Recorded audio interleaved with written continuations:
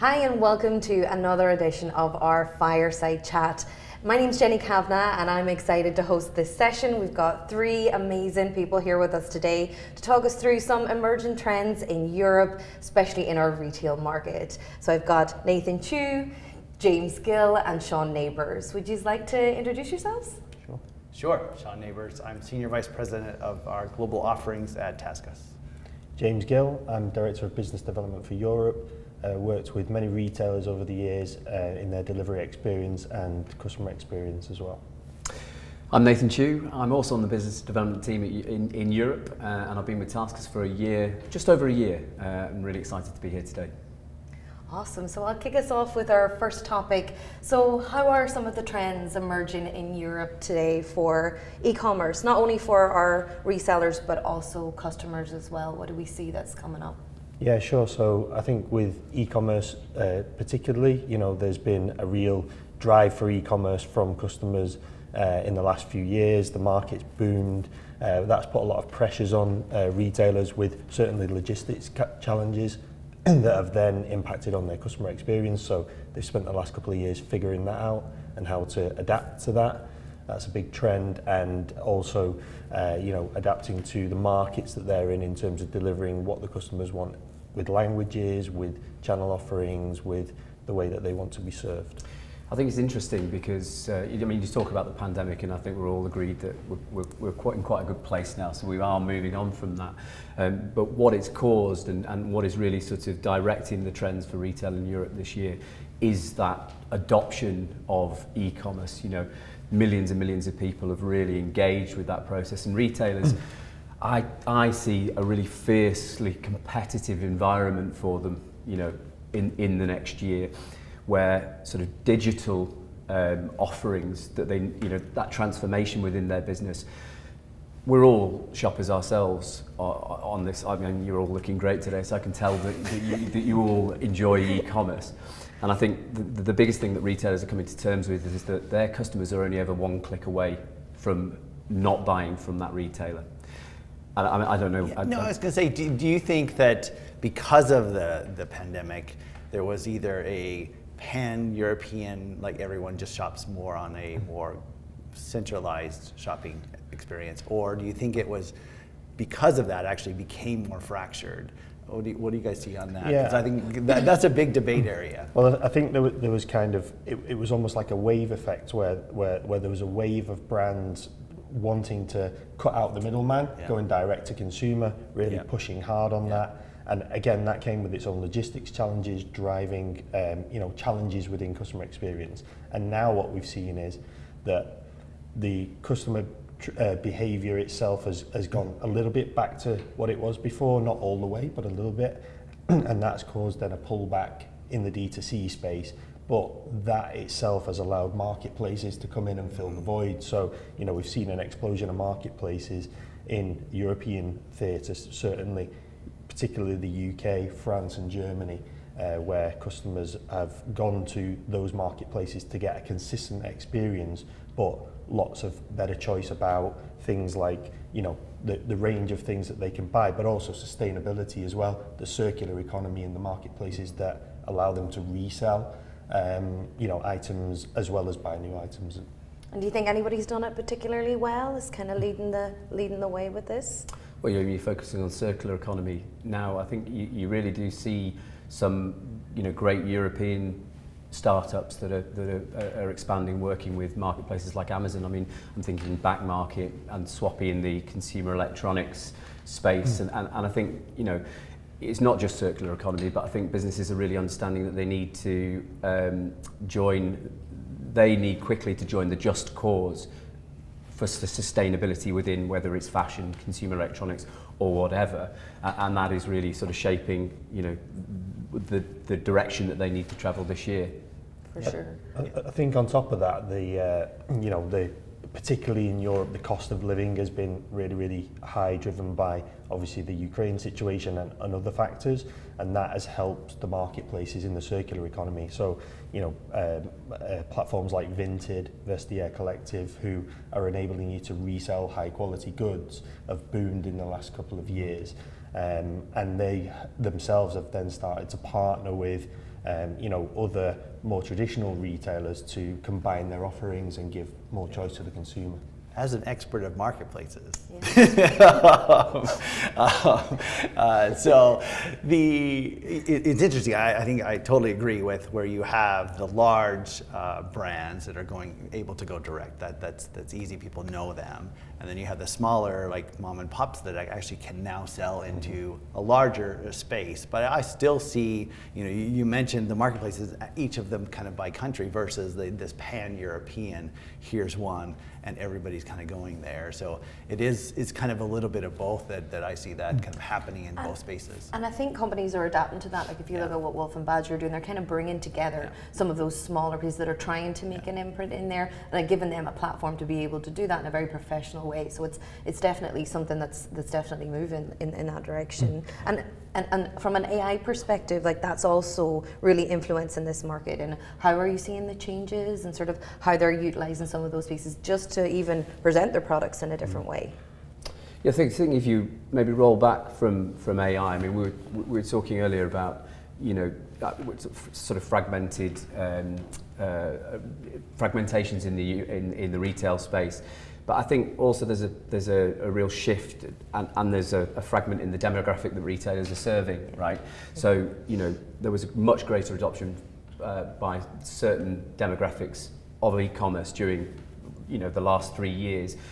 And I think that retailers have had to react to that and are having to react to that quite sharply in the way that they speak to their customers. So, and that sort of leads into sort of AI services, because you've got sort of maybe an older demographic that need to be talked to in a certain way. You've got Generation Z. I can't remember what generation I am. I think it's long past though, right? So they might not want to be talked to in the same way as your grandma and your granddad who are shopping. So retailers are really having to look for solutions that are frictionless, that are so that the person looking to buy is able to converse. I mean, we're talking multilingual as well, but I think that they're having to be very creative and find partners that can support them with that. I think frictionless but personal, and so that's the difficult part where AI, where these sorts of you have to have the human part as well. So you kind of, at this point,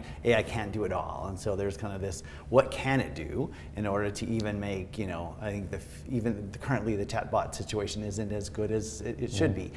So how do you kind of evolve from there? And eventually that will really make a big difference. The human component makes a difference. But things like, multilingual translation in the back end can make it seem seamless, even though like that person's actually using AI. So like there's this whole kind of component that we're still very human driven, and that will continue to change but utilizing AI in the background in all these different areas that people don't see to make it personal.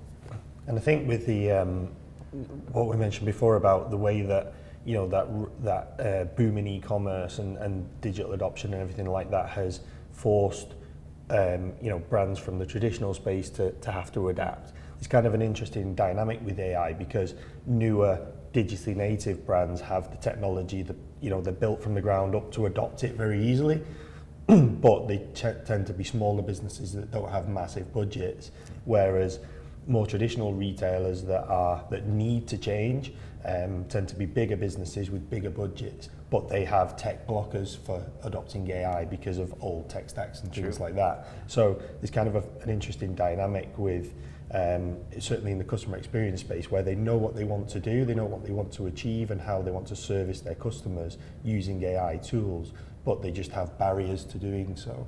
And I think we'll see acquisitions of new players by more traditional players, where they're consuming the capability of adopting AI into their business. Yeah, I mean, back to the whole marketplaces, and in those marketplaces you can shift very easily, because based on that sort of technology, like you're just the seller, and so like going from one marketplace to the other, that's easy.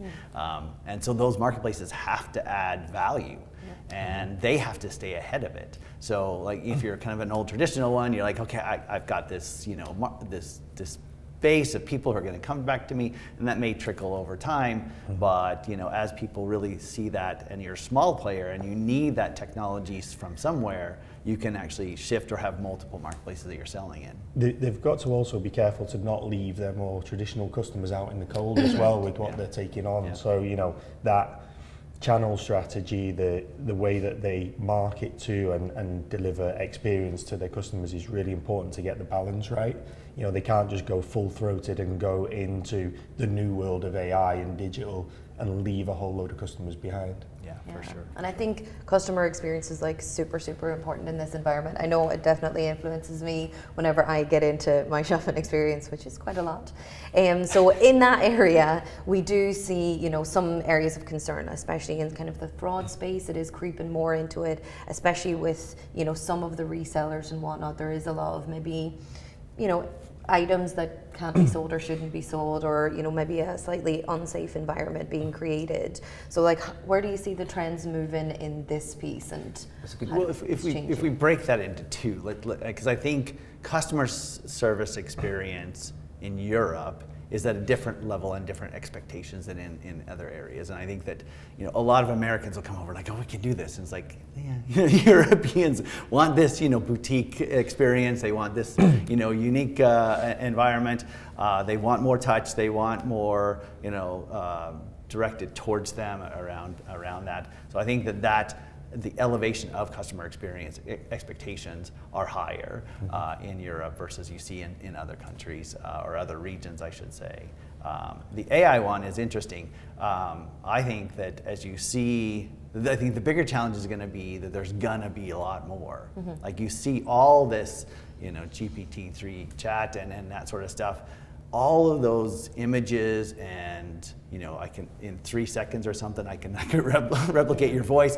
Yeah. All of that is going to make it very difficult and more fraud. And so I think that's going to be super interesting. Yeah, and with the marketplaces as well, it's not just the fraud element, but they're also trusting the seller to generate the content that goes onto the platform. Yeah. So there's an element of potential hazard there for them, where nefarious content and inappropriate content can be posted if they don't have the right measures in place. So it's a front-end problem and a back-end problem that they've got to solve, and it's a really big And at the problem. same time, like with marketplaces, right, the communities in the very essence as well. So those bad actors are having constant conversations between each other, sellers, buyers, everywhere. So that's a really sort of tricky, landscape to police, or It's also, to Sean's point about Europe, it's a particular problem because, as these platforms grow, they become pan-European platforms,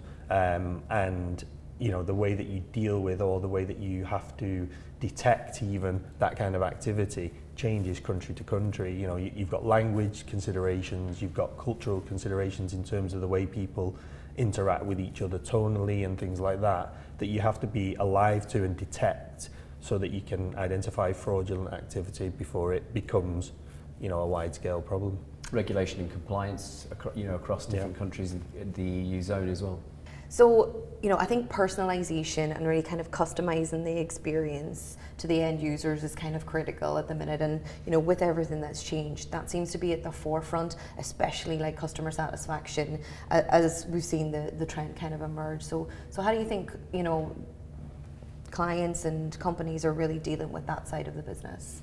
Yeah, I think it's a particular challenge in Europe, as we talked about it in the fraud space earlier, about that market-specific approach to it. The same is true of customer experience as well. So, a customer in Germany doesn't want to be treated or approached by brands in the same way as a customer in the UK, and a customer in France is different again. And then, you've got a whole patchwork of different cultures, countries within the European space. So, whilst there are big pan-European brands, so if I think of retailers like H&M, and also obviously, brands that sell direct, so Nike recently went direct to customer as well. I think those brands are so massive that their brand experience supersedes that personalization to some extent in lots of ways, but emerging brands have to get it right in the markets that they're in. and if they don't, they'll fall flat on their face. They might be successful in one market, but they'll fail in another, and they just can't grow with that that balance not being right. I think a great example of that, I think I was reading a study the other day where customers are sort of 75% more likely to purchase from you if you speak to them in your own language, and that's a real challenge for retailers, and particularly smaller retailers, right, in and across Europe as they expand into new countries. There's a big cost involved, obviously, to manage that process and ensure that you're speaking to those customers. I mean, Zalando are a great example of a business that really has a great weight on ensuring that they're talking to the customers, they're aligned, they're culturally aligned with with their customers' expectations. And I think more brands are waking up to that as they grow, but obviously they're weighing that cost versus and personalization is interesting because it actually starts before the customer goes and purchases. You have to do the personalization all the way up to the advertising, and so how do you connect what they're interested in and with the types of advertising that's out there and that they're using and the channels that they're using to connect through all the way to get something that is interesting to you, and then you kind of come into them as well. So the personalization has to start all the way through. That's a great area where like the AI and the automation is going to be very helpful.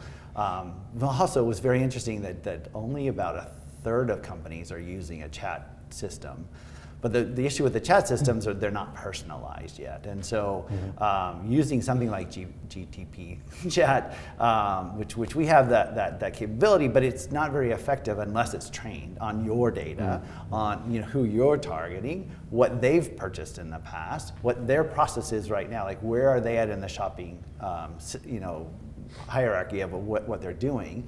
Are they coming back? Is this the first time shopping? What was the ad that came through? And connecting all of those really then makes it personal. Because if you kind of see this great shirt and you click on it and then you click onto their website and you're like starting from zero, like that's not very personalized. It's like, okay, this is what I was interested in, and then here are the other things about it, and then I want to ask something about that experience in the chat. This should pull all the way through. That's really hard, and that sort of training and development and automation is going to take time. But once it's there, that it'll be very, very effective to be able to roll out one kind of item at a time or one kind of shopping experience at a time. But you have to then use the automation for translation for languages and where did the information come from? What am I doing now? What's my current experience? And all those things have to wrap together. So it's not easy. And I think, in some channels, I think some companies have really nailed it. Like if you look at what Net-a-Porter are doing, you on a weekly basis, you'll get a very nice email tailored with all the beautiful things that you can't afford. Well, I can't, but make an effort to try to do. And it just encourages you to get on their platform and use it. But there is quite a difference between some of the platforms, and it can be a little confusing. So again, how do we think AI is going to help sort of not standardize that more, but help elevate it, especially to the European market? It's going to find the winners and losers. Like there's going to be companies who aren't doing that, and it's easy for those sellers to switch, and therefore they pull the buyers with them. So in the past it was hard. Like you had big shopping, you had the brands, and the brands were pulling it through. But now you have a lot more unique items by region, by seller, and in the U.S. side, it's like Etsy. Like they can make any little kitschy little thing and sell it on a market that everybody then trusts. And then if you personalize it and make that experience more effective, then and a different company does that better. That seller's easy to change. Yeah, I think AI will help businesses to scale very quickly as well by automating the personalization process itself. But I think it'll be interesting to see. I'm sure there'll be people who get it massively wrong as well, and they they essentially try to cut corners with AI and get that wrong and get the personalization piece wrong. So I think brands need to be careful about how they go about it. They need to have a top-down strategy for AI and not just go and pick and choose the the latest thing and throw it at a problem. Yeah, absolutely. Working with Amazon for many years before for what I'm doing now, and the question always was, oh, they have all this huge marketplace, it's all about marketplace, and it's not. It's all about the logistic on the back end.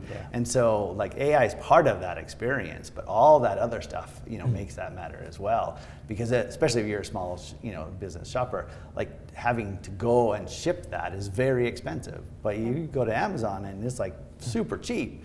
You get it for free overnight, and so utilizing those platforms, because they have to pull that through all the way through to multiple components of the business to make that experience very, very effective. I think you bring a great point. If you look at what like Farfetch did over the last couple of years, they've connected small, independent retailers. That's, maybe some of their products are a little bit more expensive, and they're definitely going after a demographic, but they allow the masses to kind of get access to these things, but also help independence, which I think was like an amazing thing to do. Yeah. So like those kind of trends, what do you think is the next thing that's coming? I know sustainability is out there, and even on a Farfetch, they now have a platform that's doing a lot of reselling on that. So what do you think is the big trend that's going to come?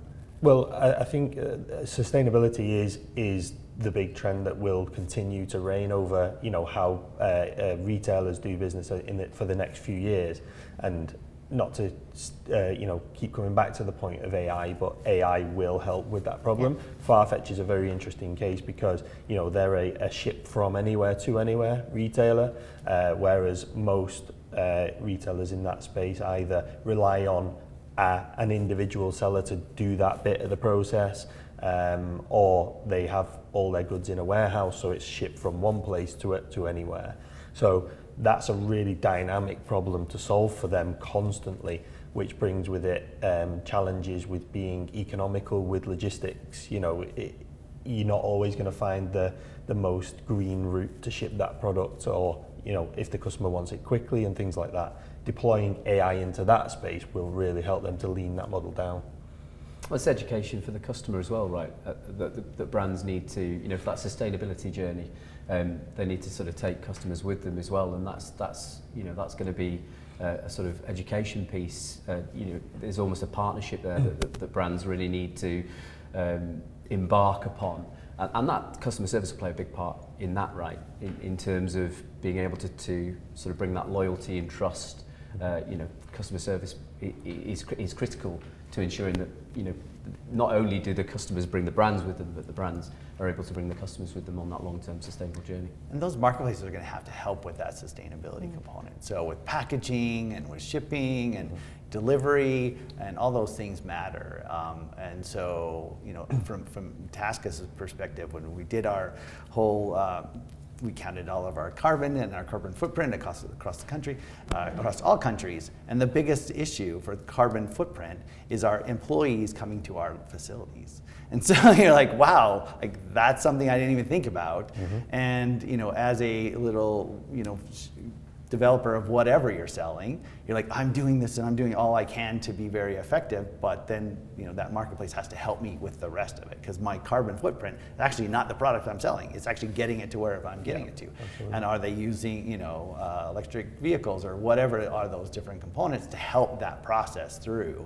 And you'll see the environmentally conscious sellers and product developers that are then going to look for that in that marketplace as well. Yeah, and I think that's a really interesting point as well, because there's been a massive shift to many people working from home, either permanently or at least part of the time. So the dynamics of where we go and buy products or how we go and buy products has changed just because of that. A city centre which would have lots of retail units has now had to cut back on those retail units, and they're becoming more like experiential points to go and feel the brand rather than to buy the product itself. You might get the product shipped to your home from the store or from the website, having touched and felt it in the store itself. So that brings with it a carbon footprint problem in itself.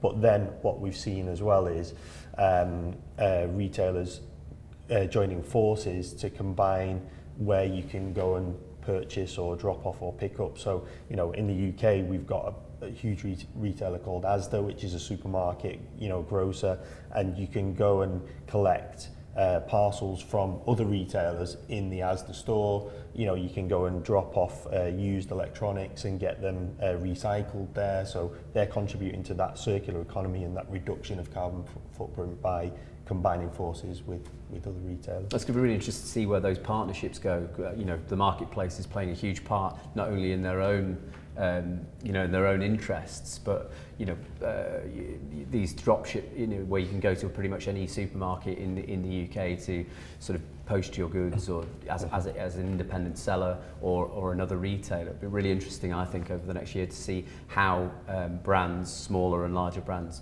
start to sort of work together to solve these challenges. And do you think some of the bigger brands are kind of leading the way with this? Because I know H&M are kind of actively out there offering a service to bring clothes back in, because again, that's one of the areas that they need to do, and they're looking at water consumption and things like this. So you think anyone's out there leading the sort of the cause on this more than anyone else?